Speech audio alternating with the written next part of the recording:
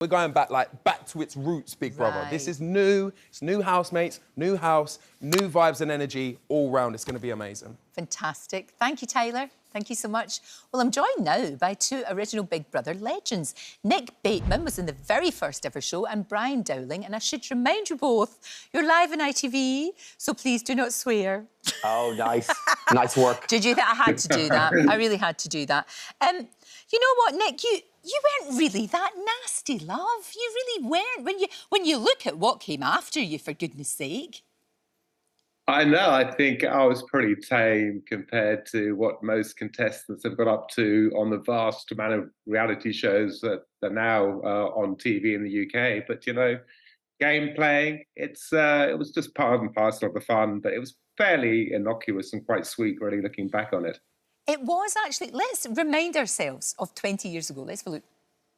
I not only feel, I'm quite positive and got evidence that you're plotting a very dirty plan on everybody in here to vote against each other. Craig, you've made a number of wild accusations over the last couple of weeks. And, you know, we've all been told we can't discuss nominations, and you told me who you were voting for this week. No, I didn't. But is what he's saying about you showing people names, is that true? No, it's not. Gosh, see, when you see it now, it looks so... Because the thing about you being on the first one, nobody knew. You were all quite naive, I think it's fair to say. It was like, who would really think of watching 10 people that no one knows sitting in a house on late night Channel 4? We just thought no one was watching. And when we heard all the people shouting outside, we just thought the producers are playing tricks and they're playing crowd music to us. But little did we know that actually lots of people were watching, but we didn't know. But it obviously had a huge impact on your life, positive and negative. I mean, you went through quite a lot. Luckily, back then, social media wasn't the thing that it is now, but it still must have been really difficult. Yeah, it's quite difficult because you're never prepared through any schooling or teaching that one day that you're a nobody, and then the next day that everyone knows your name and everyone knows all about you. So you're not taught that. And when the producers gave us the talk of death, we thought, nah, nothing's going to happen. No one's going to watch this rubbish, and we'll get away with, you know, a late night show with about 10 people and a dog watching it. And look at the phenomenon that it became. You did lots of telly in the aftermath. You wrote a book. You were even photographed with Brad Pitt, no less. I mean, it all was going on. But you've ended up in Australia. Why did you go there? Was that to get away from everything, or because you're still there, aren't you? Yeah, no, I've been here now 12 years. It's just much nicer. It's blue skies all the time. It's great weather, great food, and just it's a different country. It's refreshing, and it's just nice to be somewhere where you're happy. Yeah, and do people still know you, though? Do you still get people saying, you that fella?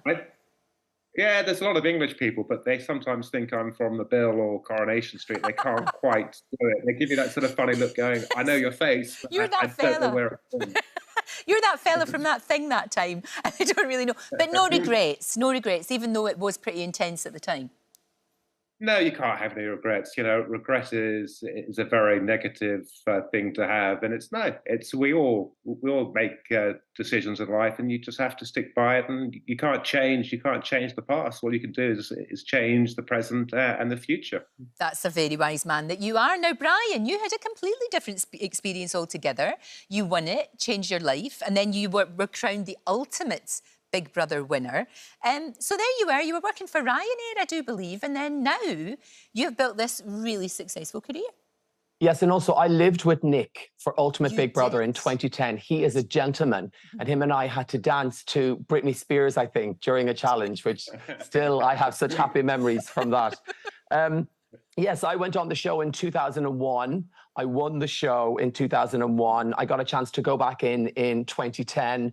I then hosted the show for a short period of time when it moved to Channel 5 after Davina. I always have such happy memories from being in the house as a housemate. Big Brother literally, Lorraine, changed my life. I wouldn't have had the opportunities. I may not have met my husband when I did. I was on SMTV Live in London. Tess and I had taped an episode during Christmas, so I was able to go out on a Friday night.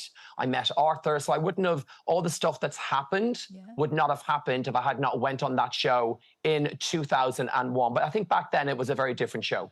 Yeah, no, it was really interesting. We were talking to Tyler there, Brian, about what the contestants are going to be like, and it sounds like they're going back to, not to basics, but back to the original idea.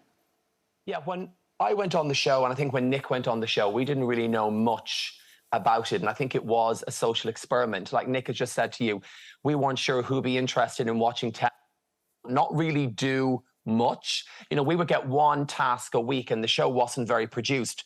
When we went on again, Nick will agree with me, in 2010, it was far more produced. You know, I walked into a field in Mile End. I think 2 people took my picture.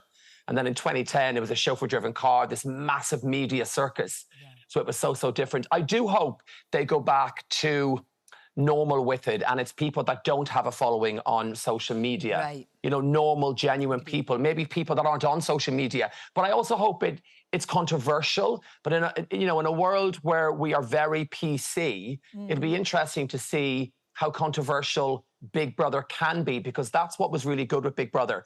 It engaged viewers to have awkward conversations, whether it's about race, sexuality, stuff like that. Yeah. So very interesting to see where Big Brother sits in 2023. Oh, you're right. It could actually change things quite a lot, because you're so right. A lot of people are actually quite concerned about having discussions, which I think is such a shame, because we have to have discussions about all sorts of things in order to change minds or, you know, just get your point of view out there. So that, actually, Brian, you've really hit something there. That could be very, very entertaining and also informative as well. And if it sparks debates, so much the better. So will you be watching from Australia, Nick?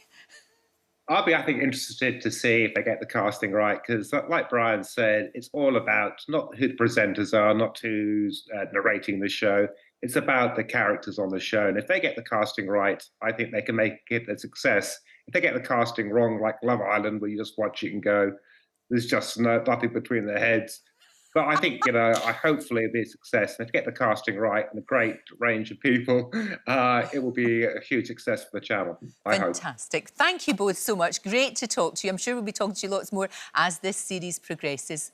Thank you very much indeed. Thank you, Ryan. Thank you, Nick. Nice to see you. Oh, it's lovely. You can see the new Big Brother Reboot from 9 o'clock this Sunday on ITV2 and, of course, on ITVX.